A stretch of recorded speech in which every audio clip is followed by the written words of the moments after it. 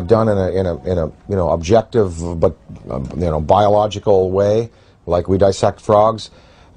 Maybe they're doing it just for fun and for sport. I mean, I don't know. I think probably that that the fear could be justified in some senses. Anne Druffel has written this book about how to prevent being abducted. And we really think, even if benevolent species coming to this planet and taking a man and a woman and taking ova out of a woman and sperm out of a man, that's tremendously invasive and very traumatic for the human beings. So even if the motives are good, these actions are as violent as anyone we're capable of on the planet. I think that a certain amount of fear is justified. If you look at Day the Earth Stood Still, the first thing that happens is the army is assembled and guns are shot at these beings and at the ship.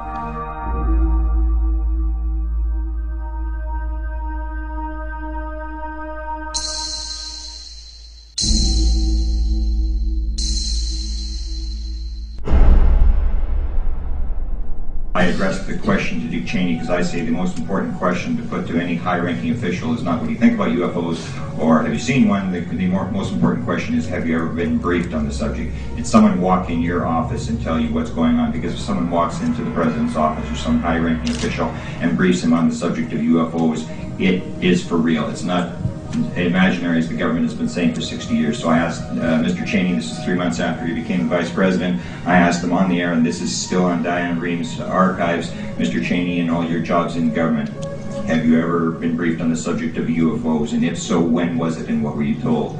And Mr. Cheney said, if I had been briefed on that subject, it probably would have been classified and I wouldn't be talking about it.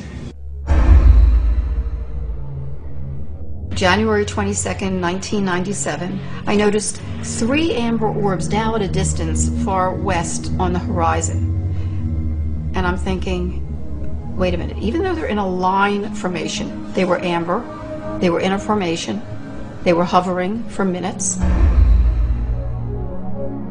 And as I'm pointing like this, they reappear in the same spot. And I thought, I have to get a picture of this.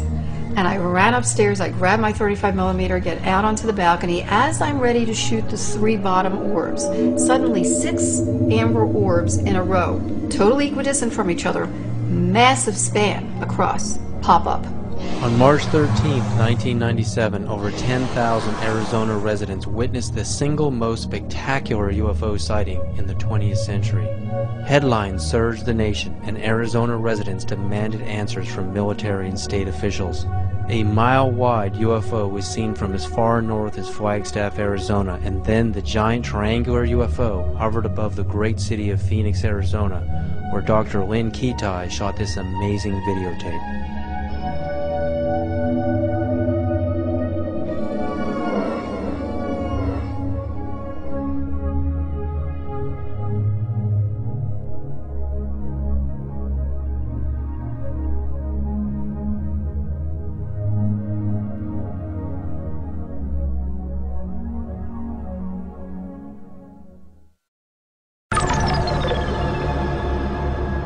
When we go out into space and we're exploring the cosmos out there and we're looking for signs of extraterrestrial life, what kind of a communication are we going to send out? I mean, if Dan Aykroyd was the ambassador, if you were the ambassador for Earth, what message would you teletype to ET? If I were to speak for mankind to these beings that were coming here, I guess what I would say is, let's go to some neutral place. Let's have a meeting with scientists from all around the world leaders. Let's sit down and basically have a sort of a forum with you, the extraterrestrial or extra-dimensional beings. Let's sit down and kind of get to know each other. And, human instinct is pretty good, and I think it would almost like be a sort of a G8 style kind of summit with world leaders, scientific leaders, and these beings, and you'd sit down with them and you know, after about a week, or even a couple of days, or maybe a few hours, you would really sort of get a sense of what they're up to. But of course, you know, childhood's end, Arthur C. Clarke's great story. It looked like these beings were benevolent, even though they had a malevolent appearance, and in the end we find out that they meant no good for our planet. So I think it's important that some branches of the military and police be briefed on these in a very real sense, and be told, you know, they are real, people are being abducted, there is mind control in play here, and that we do have to be vigilant. Now, if we knew that there was a purely benevolent race, like if something happened in Iraq where all of the electronics went out in the American military and all of the insurgents' rifles jammed, or we saw all of the polluted waters in North Carolina from the pig farming completely healed overnight, and different signs like this, then we would know we're dealing with a benevolent species, and then we could really be open and welcome. But then again, we would have to be cautious, because beings with that much power could give the impression that they're here to help when really they're not. So the verdict is out on all this. We just don't know which ones are benevolent, which ones are malevolent, and the degree to which they're going to continue interacting with our planet. But what would really help is if the United States military and police and government open it up to their staffs and say, look, this is something we really do have to consider, because, you know, maybe the defense, the survival of our species could well be at stake.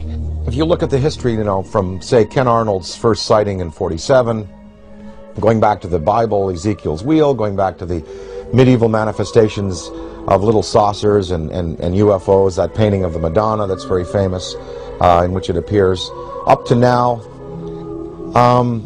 there have been no mass murders by these beings. There's been no mass destruction of cities, but hundreds of thousands of people have been taken out of their lives, subjected to surgical experimentation, released back into the population, and are suffering trauma today for it. That is not good.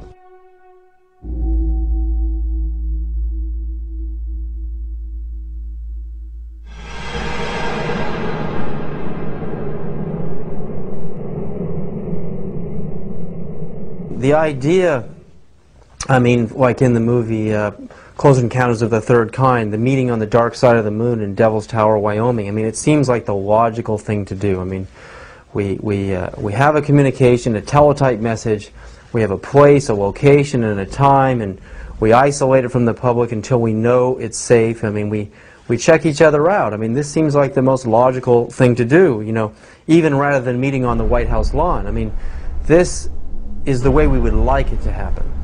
But that doesn't seem to be the way it's really happening. I mean, these extraterrestrials don't seem to be so interested in doing things politically the way we do things on Earth. They're picking certain individuals to contact. They are zeroing in on those individuals. But now, I mean, there are so many sightings going on all over the planet. I mean, it's just amazing. I mean, Iran, Turkey, Mexico, Venice, California, Sonora, California, Texas, Death Valley. I mean, the reports are coming in every other day now.